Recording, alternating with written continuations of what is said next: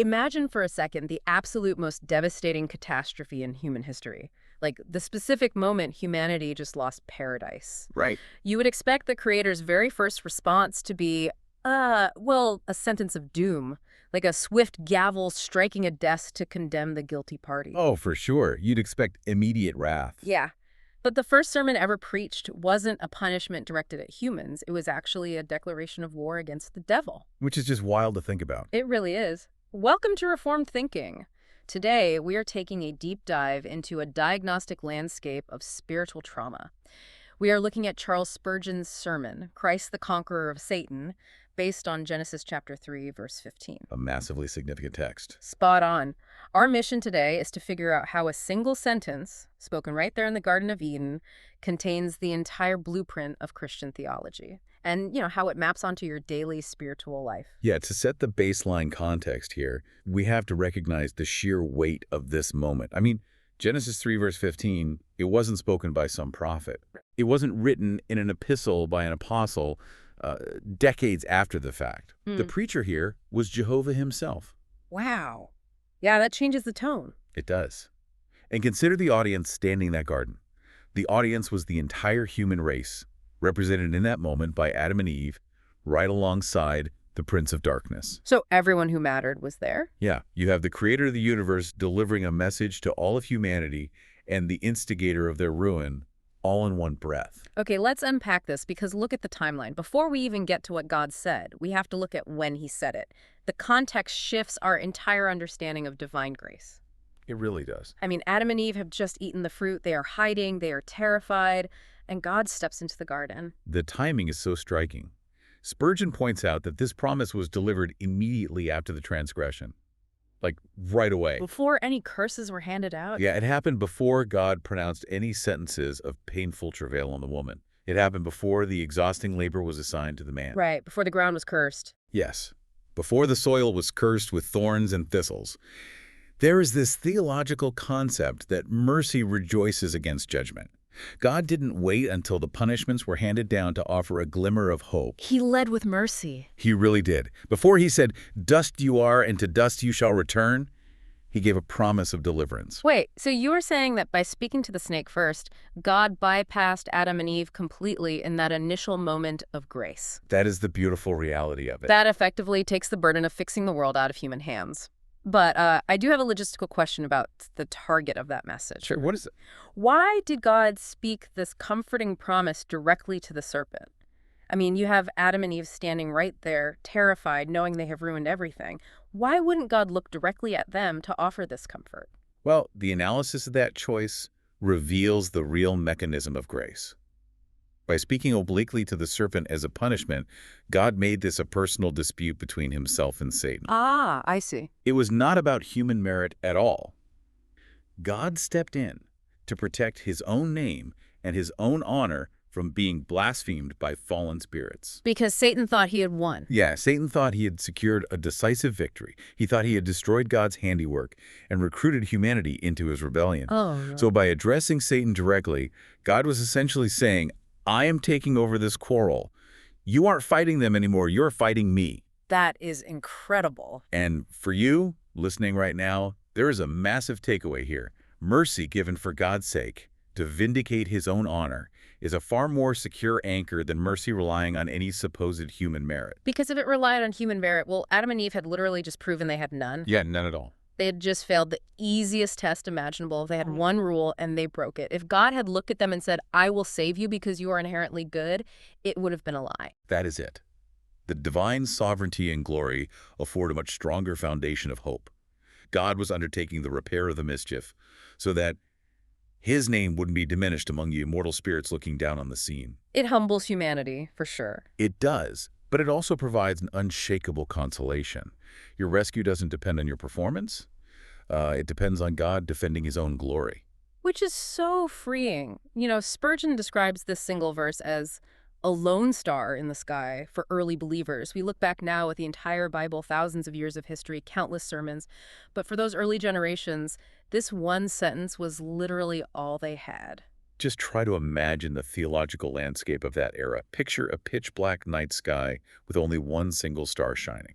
Just Genesis 3:15. Yeah. That was the reality for Abel. He looked up at that one promise, the promise that the seed of the woman would crush the serpent's head, and he believed. Wow. By the light of that single star, Abel somehow spelled out the concept of sacrifice. He brought the firstlings of his flock, laid them on the altar, and ended up dying for that testimony. Proving the reality of the friction between the two seeds right off the bat. Yeah, right away. And it wasn't just Abel. You have Enoch, the seventh from Adam, and Noah. They relied completely on this single torch of revelation. It had to sustain believers for generations. It really makes you realize how densely packed this one sentence is. Definitely. Spurgeon uses an analogy here, saying Genesis 3, verse 15, contains all the great truths of the gospel, just as an oak lies hidden within an acorn. Think about it. You hold an acorn in your hand, and it looks small, simple, self-contained. Right.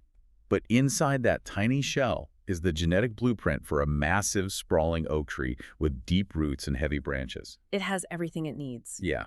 In the same way, this one sentence holds the incarnation, the virgin birth, the suffering of Christ, the defeat of Satan, and the final victory of the church. Well, let's look at the mechanics of that incarnation aspect. The specific phrase God uses is seed of the woman. That is a very strange choice of words for an ancient patriarchal society. It is a total biological anomaly. Under normal genealogical terms of that era, lineage was traced exclusively through the man. Right, the begats. Yeah, you see this all throughout ancient records. So-and-so begat so-and-so, always tracing the paternal line. To say, seed of the woman disrupts that entirely. It stands out like a sore thumb. It really does. It hints clearly at the virgin birth. Jesus wasn't born after the ordinary manner of men. Mary was overshadowed by the Holy Ghost, making Christ specifically and uniquely the seed of the woman. Setting up the divine method of the Redeemer's conception long before the prophet Isaiah ever spoke about a virgin conceiving. Yeah, the blueprint was there from day one. Then you have the phrase, between thy seed and her seed. This introduces a cosmic conflict. It isn't just about one singular champion fighting a snake. It is about two distinct lineages warring throughout history. It's the historical reality of the church versus the synagogue of Satan. It establishes a perpetual conflict between those born of the flesh and those born of the spirit. A constant battle. Yeah, Spurgeon traces this through scriptural pairings. You have Abel and Cain, Isaac and Ishmael, Jacob and Esau. It is a continuous line of friction. Two parallel lines of humanity. Exactly. There is a seed of the woman on God's side and a seed of the serpent constantly opposing them. So what does this all mean, like, for the listener tuning in right now? Well, it means you are situated squarely within this ongoing friction. If you belong to Christ, you are part of that seed, and you are in the middle of this historical war. Which brings us to the first historical fact Spurgeon outlines enmity excited. To appreciate this, you really have to grasp the tragic irony of the garden scene. Oh, the irony is thick. Before God spoke, Eve and the serpent were actually quite friendly. They had conversed. She thought he was giving her helpful advice, to the point where she took his word over the Creator's command. They had formed a sort of alliance. A covenant with hell, essentially. But the moment God stepped in, he actively broke up that friendship. Well, the friendship of sinners doesn't last long anyway. Eve was already blaming the serpent, saying, "The serpent beguiled me." True, true. But God took that initial disagreement and formalized it into a permanent war. He said, "I will put enmity between thee and the woman."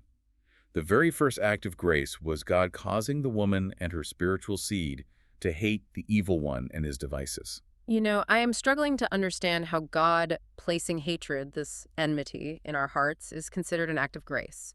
Usually we think of grace as bringing peace. It sounds contradictory at first, yeah. It feels like discovering you have been living with a parasite. The cure isn't learning to live in harmony with the parasite. The cure is your body developing a violent immune response to kill it. Is that what Spurgeon means by the grace of enmity?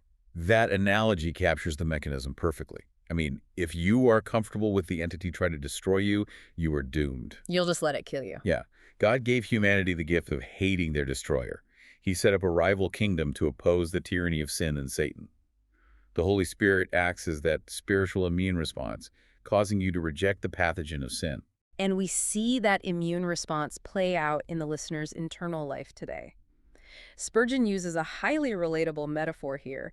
He talks about the moment the juice is taken out of the apple of sin. It is a psychological shift that many listeners will definitely recognize. I know I do. Right. You might recall a time when you enjoyed worldly pleasures without a second thought.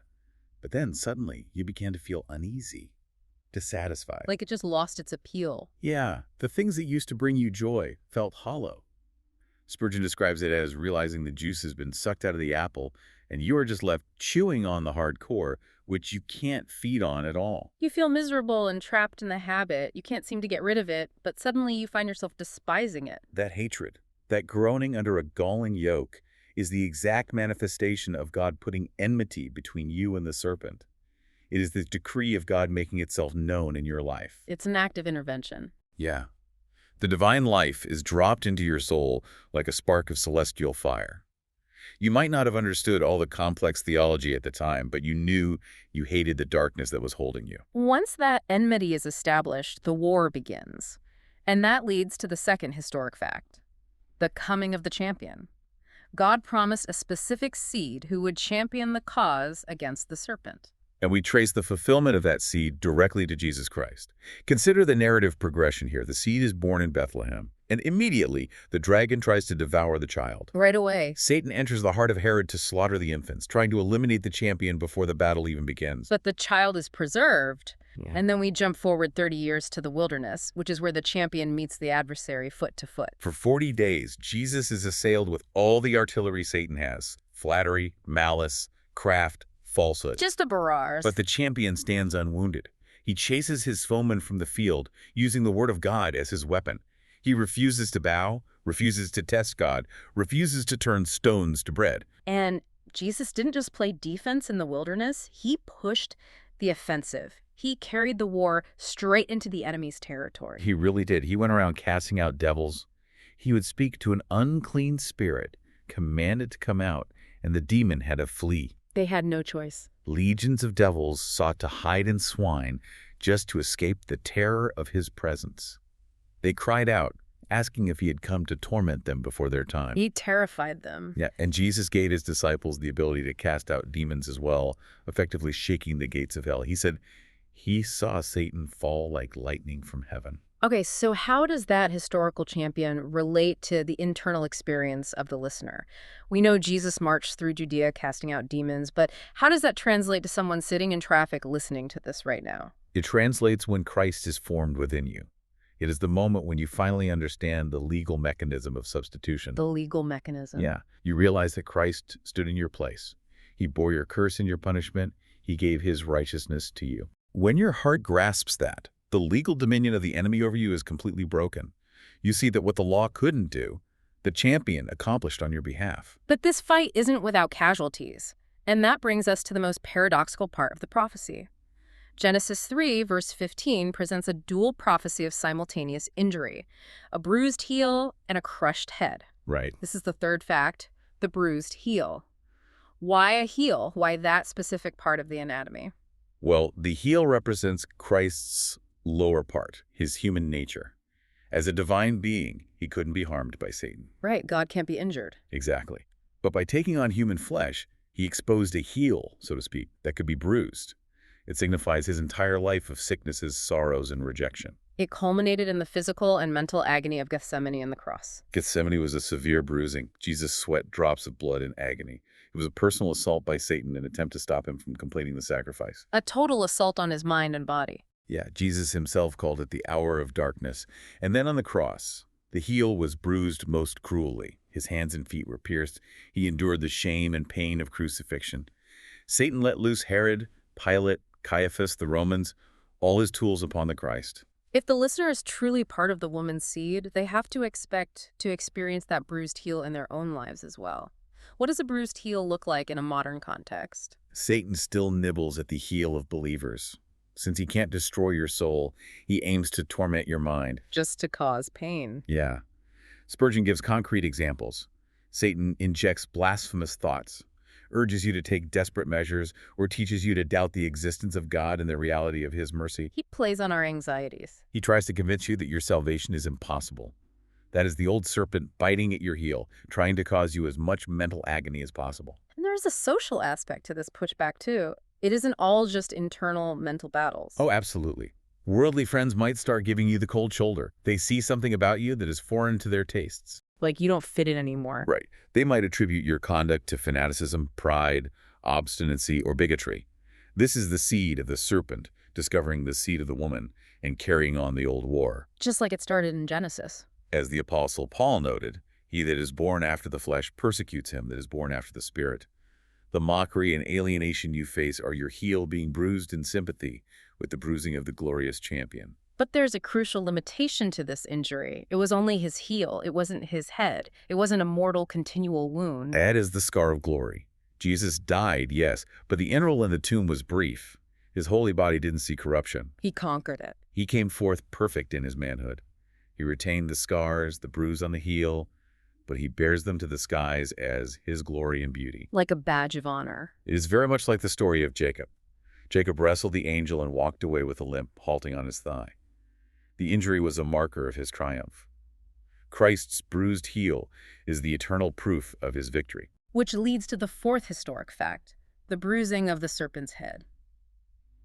I really want to spend some time here because the mechanism of this victory is so counterintuitive. It really is. How does dying on a Roman cross crush a spiritual entity? That feels like a category error.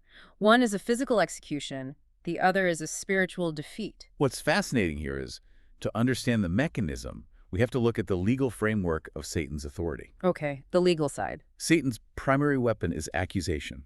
He acts as a prosecuting attorney. He uses the broken law of God to demand the death penalty for humanity. He points out our guilt. Right. As long as humans have unpardoned sin, Satan has legal ammunition to hold them hostage.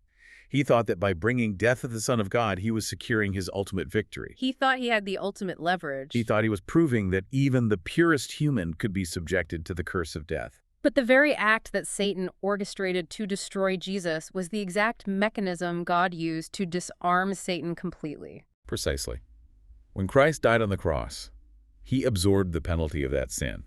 He paid the legal debt in full. Wiped the slate clean. By taking away the sin, he took away the prosecuting attorney's evidence. The court case is dismissed. Wow. Satan has no more legal standing to accuse the believer. So, by dying, Jesus legally disarmed the devil. He spoiled principalities and authorities, making a show of them openly. The suffering of the heel was the crushing weight that caved in the legal authority of the serpent. The ultimate foil is the resurrection. Satan's plan backfired completely. Death couldn't retain a single bone of the woman's seed. The resurrection proves that the serpent's head is broken. Christ rises, giving a pledge that all his followers will rise as well. The guarantee of our future. Yeah, the cold seal of death is broken. Satan knows that at the trump of the archangel, the dead will rise from the earth and the sea, shouting, "O death, where is thy sting? O grave, where is thy victory?" The resurrection is the undeniable proof that Satan missed his mark entirely and secured his own doom. We see tangible proof of that broken head in the lives of listeners today. The reigning slavery to sin is shattered. Here's where it gets really interesting. Spurgeon points to sudden cures from profound vices. Like overnight changes. Yeah, he mentions men guilty of profane swearing or drunkenness who, from the moment of conversion, find the chains broken. They become chaste and pure. Christ smites the old dragon such blows that Satan loses his dictatorial grip over them. To be clear, though, believers still struggle. We still sigh and cry over sin. The presence of sin is still a grief. Oh yes, the presence remains, but the dominion is gone. The believer's heart no longer chases the darkness. They consent to God's law. They actually want to obey it. The desire changes. And the guilt is removed. Satan tries to say, "I brought you under the curse." But the believer can reply, "No, I am delivered. My transgression is forgiven." Yeah. That realization is a massive blow to the dragon's head. I want to point out the example Spurgeon uses regarding the biblical figure of Job. It is a striking picture of how a feeble human being can participate in vanquishing the devil. Satan must have felt incredibly small that day. I mean, he dragged Job down to a dunghill, robbed him of his wealth, covered him with painful sores. Took away his family. He even used the weather blowing down a house to kill Job's children. Satan threw every physical and emotional weapon at him, yet he couldn't make Job curse God. Job held firm. A feeble, bereaved man sitting on a pile of ash won the victory simply because he clung to trust and said, "Though he slay me, yet will I trust in him." The enemy was beaten by a mortal man who refused to let go of God's goodness. That is an incredible visual, and the listener participates in that victory actively as well. Whenever you help someone escape the grip of darkness, you are fighting back. Whenever you help a wandering child out of the gutters, whenever you share the truth and turn a sinner from the error of their ways, you are actively treading on the serpent's head. You're taking back territory. You are pulling souls out of his kingdom and proving the promise true that God's people shall trample the dragon under their feet. Understanding this cosmic reality and how it plays out internally should radically alter how you face tomorrow. The final section of our analysis extracts maximum encouragement from these ancient words. Let's look at Adam's reaction right after God spoke Genesis 3, verse 15. Adam had just heard the dreadful curses. He knew he was condemned till unyielding ground. He was trembling. Ratifiably so. But his immediate reaction is a masterclass in faith. He turns and names his wife Eve, which means life. He does this because he fully trusts the promise of a coming seed, even before she had borne any children. He believed it before he saw it.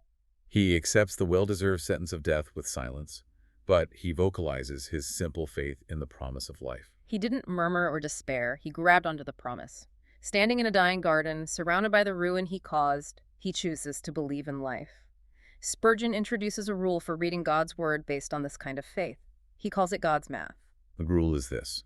With human promises, we learn to expect the minimum. People usually mean the bare minimum of what they commit to. Right, underpromise and overdeliver is rare. If someone says they will help you, you expect a small favor, not a life-altering intervention. But with God, we must expect the maximum. God does exceedingly abundantly above what we ask or even think. He always goes beyond. When God gives a promise, you should extract the absolute most out of it. We see God providing the maximum almost immediately in Genesis 3, verse 21 with the coats of skins. Let's look at the mechanism of this provision. Adam and Eve had tried to cover their shame with fig leaves. Fig leaves are a mockery. They dry up, they fall apart. They represent human effort trying to fix a spiritual catastrophe. Just a Band-Aid on a bullet wound? It is mankind trying to cover their own internal guilt with external good works. God replaces those fig leaves with coats of skins. To get those skins, a victim had to die. Blood had to be shed. God himself provided a close-fitting garment procured through the death of a substitute. It is an early installment of the final overthrow, acting as a physical representation of the perfect righteousness that covers the believer, protecting them from the shame of their sin. As we move forward in history, we see how this confidence in the champion's victory allowed believers to face unimaginable suffering. Spurgeon shares an intense story about a Marian martyr. To give some context, this was back in the 1550s in England under Queen Mary I, where Protestants were literally being burned at the stake for their faith. It was a brutal era of persecution. A woman condemned to be burned at the stake gave birth shortly before her execution, and she cried out in the pain of childbirth. Understandably. An adversary standing nearby mocked her, asking how she would bear to die in the fire if she made such a fuss over giving birth. Her response is chilling, but it's brilliant. She replied, "Now I suffer in my own person as a woman, but then I shall not suffer, but Christ in me." She recognized that the persecution she was about to face was not just about her, it was the seed of the serpent attacking the seed of the woman. It's the ancient war playing out in real time. The devil didn't care about her personally. He hated the Christ who lived inside her. That perspective elevated her suffering and gave her the strength to endure martyrdom with exemplary patience. She knew the fire was just a bite at the heel. It gives purpose to the pushback. If you are facing trials for your faith, it is because you are carrying the champion inside you. We should meet that opposition with bold defiance. Look at Martin Luther. The famous historical anecdote is that Martin Luther, feeling sorely tempted by the devil while translating the Bible, picked up an inkstand and threw it at the devil's head. Which sounds a bit crazy today. While the physical act might seem absurd to modern sensibilities, Spurgeon extracts the real takeaway. Luther's entire life, the books he wrote, the truths he preached, the letters he sent, was a continuous flinging of inkstands at the head of the fiend. Every word was a weapon. Every time he proclaimed the gospel, he was striking a blow against the kingdom of darkness. The devil is fighting a lost battle. He is contending against omnipotence, against the oath of the Father, and against the blood of the Son. His head is bruised, and his legal authority is broken. You are encouraged to look at this defeated foe, laugh at his attempts to intimidate you, and boldly resist him, knowing the victory is already secure. The legal debt is paid, the tomb is empty, and the champion reigns. We have covered a massive scope today. From a single sentence spoken in a ruined garden, we trace the biological anomaly of the virgin birth, the wilderness temptation, the legal mechanism of the cross, and the triumph of the resurrection. We moved from the cosmic defeat of Satan to the internal shift inside your own heart, from loving the apple of sin to conquering it through the champion formed within you. If we connect this historical reality to the battles you face tomorrow, it leaves us with a critical reflection. Consider that the very first gospel promise wasn't delivered as a gentle comfort whispered to humans. It was delivered as a devastating declaration of war directly to the enemy's face. If God led with an offensive strike to guarantee your deliverance, how does that shift the way you view the spiritual battle standing in front of you today? You aren't dealing with a murky diagnosis anymore. You aren't looking at a broken bone and wondering if it will heal. You are looking at an empty tomb and a crushed serpent. Thank you for joining us on this deep dive. Until next time, keep thinking.